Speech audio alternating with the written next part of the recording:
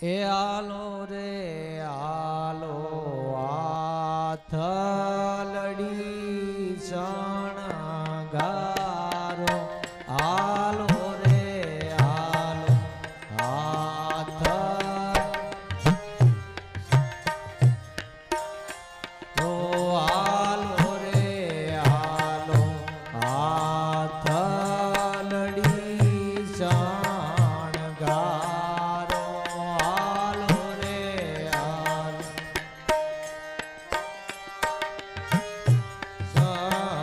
શણગારો વરઘોડે ચડ્યા છે મારો વાલો વરઘોડે ચડ્યા છે મારો વાલો વરઘોડે ચડ્યા છે મારો વાલો આલો રે આલો આથલડી શણગારો આલો રે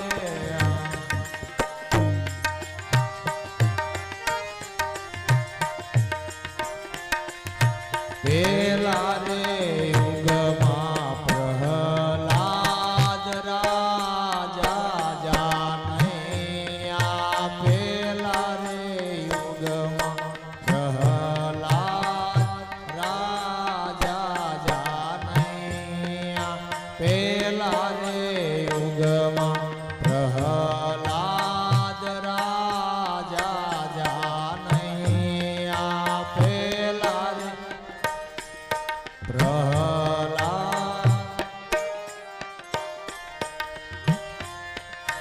રાણી રે રત્નાવળીએ સુખ લે ને મોતીએ વધારાયા રાણી રે રત્નાવળીએ સુખ લે ને મોતીએ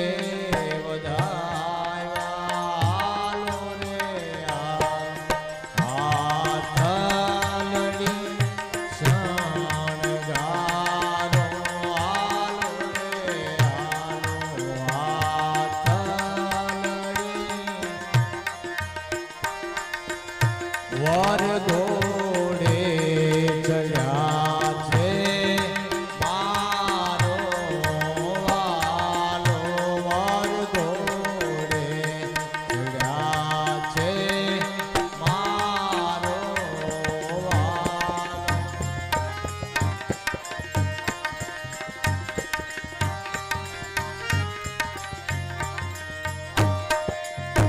બીજા રે યુગમાં ચંદ્ર રાજા જાનૈયા બીજા રે યુગમાં હરી કોઈ બોલે છે કેમ છે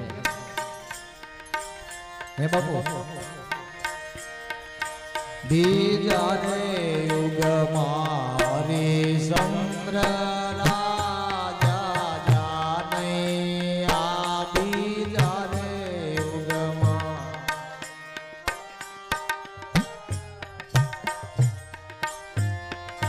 એ સાત રે કરોડ સાથે લઈને ચાલ્યા સાત રે કરોડ સાથે લઈને ચાલ્યા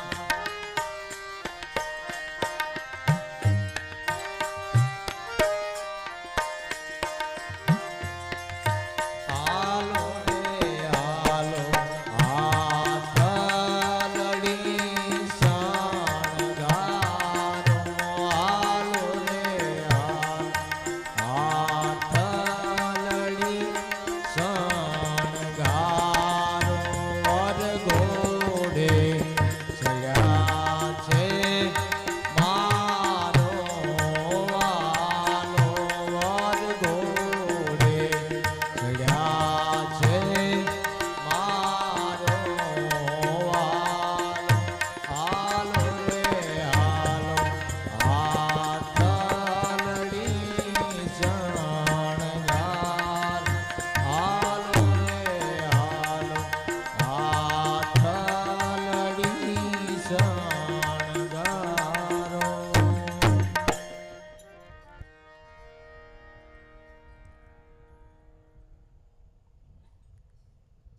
યુગે યુગથી બધાય મહાપુરુષોએ એવી રીતે ભજન કર્યું છે, એવી રીતે ભક્તિ કરી છે, દિલથી ભક્તિ કરી હો. અને ભક્તિ દિલથી કરે તો જ એની મજા ને.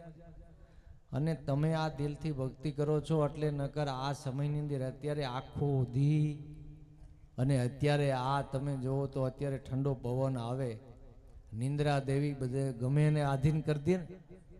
હે પણ દિલથી ભક્તિ આ થઈ રહી છે એનો બાપુ પુરાવો છે ને, એનો પુરાવો છે. તો ભગવાનની જાન જુતતી હોય એમાં જાનૈયા બનવાનો હરખ કોને ન હોય.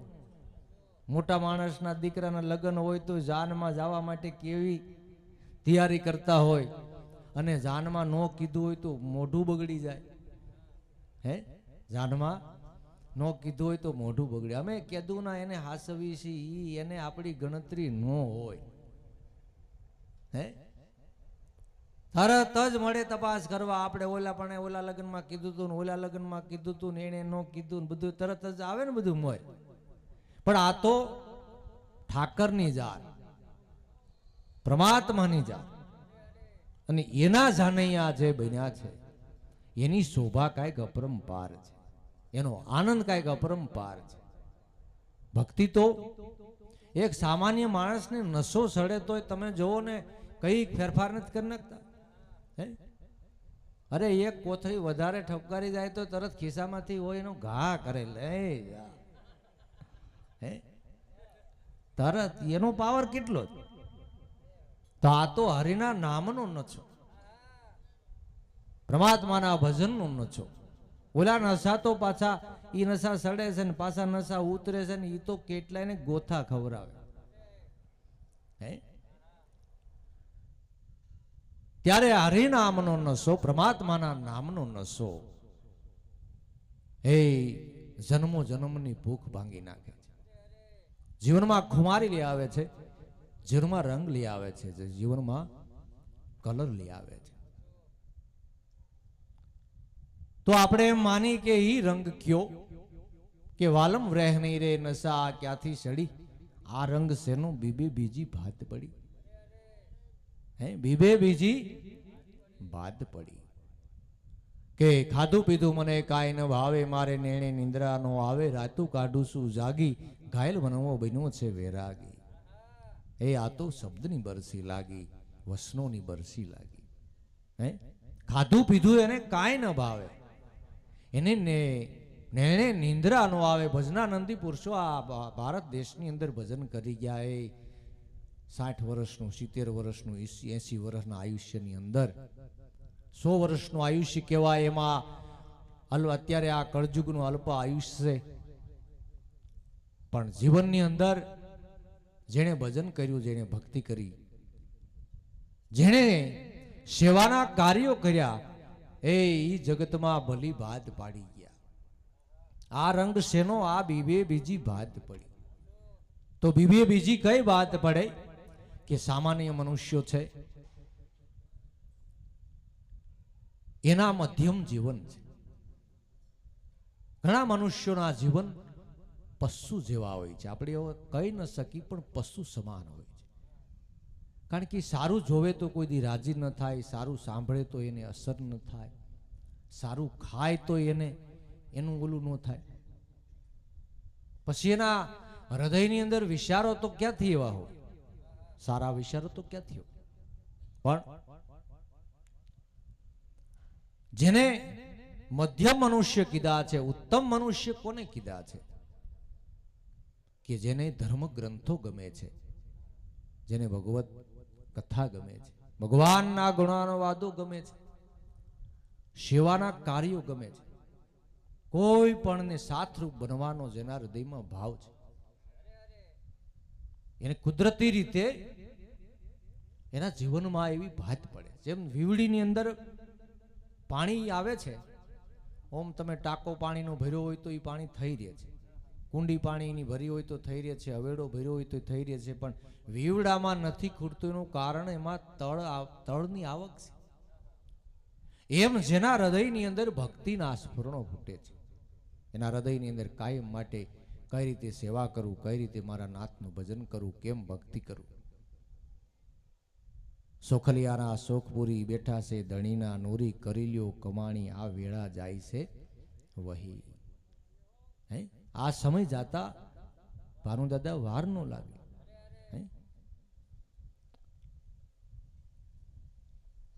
કરી લ્યો કમાણી વેળા જાય છે વહી. આપણા હાથની અંદર બાજી છે ત્યાં સુધી મારા નાથનું ભજન કરો. હે આપણે આસન વાળી શકીએ એમ સહી ત્યાં લગી જરૂર બેહો. પછી તમારે બેહવું હોય તો નહીં બેહી શકો. તો ભજનાનંદી વડીલો છે, એને શરીરની તકલીફ સામું જોયા વિના એ બેહે છે. બાકી એને પૂછો તો આપણને તમે 1 કલાક નહીં, 2 કલાક નહીં, 3 કલાક એક આસને બેહો તો શરીરમાં કાંઈ ખબર ન પડે. તો એ ભગવાનની દયા છે, એ સમય તમારા હાથમાં છે. ત્યાં લગી તમે આસન સિદ્ધ કરો. આસન સિદ્ધ થાય તો પ્રાણ નિયમમાં આવશે, પ્રાણ નિયમમાં આવશે તો ઇન્દ્રિયો નિયમમાં આવશે.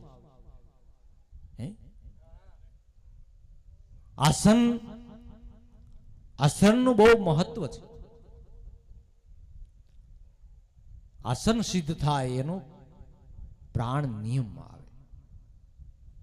નિયમમાં પ્રાણ આવે એટલે બધા ઇન્દ્રિયોના પ્રવાહ નિયમમાં આવે. પણ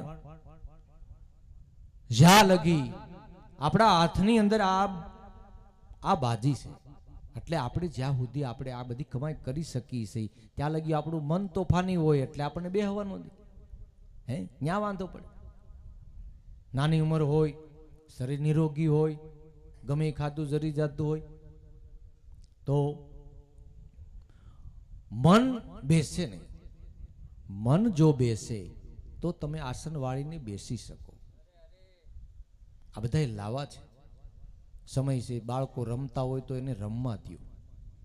એ રમતનો સમય થોડોક ટાઈમ જ છે. પછી આપણે ગૌઢાને એમ કહો કે લ્યો તમે હવે રમો જઈ, બેટ દડે મોડી દાંડીએ રમે. પછી બાળકો છે એને આનંદથી તમે રમવા દો. અને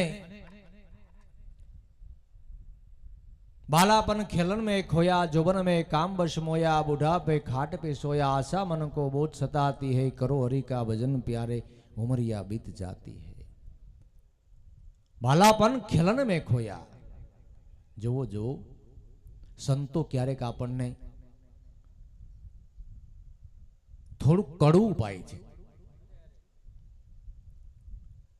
અમારા જીવનની અંદર, મારા જીવનની અંદર ક્યાંય હું મને સાંભળે તેદું હું કોઈ દી ક્યાંય મને બાપુ યાદ છે ત્યાંનું હું કોઈ દી ક્યાંય રમવા નથી ગયો. અને બાપાનો એવો કાયદો હતો, ખોટા ક્યાંય રખડવા દે નહીં, ક્યાંય રમવા જવા દે નહીં. અરે જાનમાં ન જવા દે. એ કે બીજો વાવ આવી જાય, બીજો વાવ આવી જાય.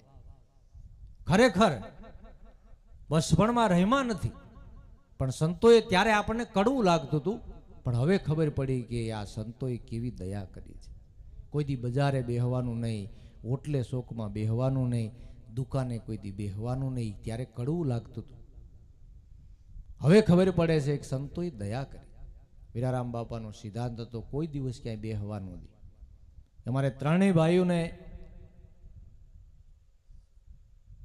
બાપાનો સિદ્ધાંત કોઈ દિવસ કોઈ છોકરાઓની હારે રમવાય ન જવા દે. મને એકને નહીં, ત્રણેય ભાઈઓ. તો ત્યારે કડવું લાગતું હતું, પણ અત્યારે ખબર પડી કે સંતોની રેમ દ્રષ્ટિ દયા કૃપા એને ભલે કડવું પાયું પણ અમૃત થઈ ગયું. અને તેથી જો એ કડવું ન પાયું હોત ને બીજું પીવાઈ ગયું હોત ને તો આ ભજન કઈ હોત નહીં. તો ભજન ને ભક્તિ ને સત્સંગ તો કઈ આ હોત નહીં. અત્યારે જે આ તમે ભાવ પ્રેમથી અમને દર્શન દેવા આવો છો, ઈ લાવો અમારા હાથમાં ન હોત. તો મહાપુરુષો જ્યારે કડવું પાય ત્યારે આપણને અઘરું લાગે છે. ઘણા ભાઈઓ, આપણે તો આ બધા સત્સંગી ભાઈઓને ધન્યવાદ દેવાય. નકર આપણે સમી સાંજમાં આપણે આ એમ કહી કે હવે કોઈને જ્યાં ત્યાં બેહવાનું નથી ને ભજન સભામાં આવી જાવ તો એને એમ થતું હોય આણે પણ બહુ કરી છે.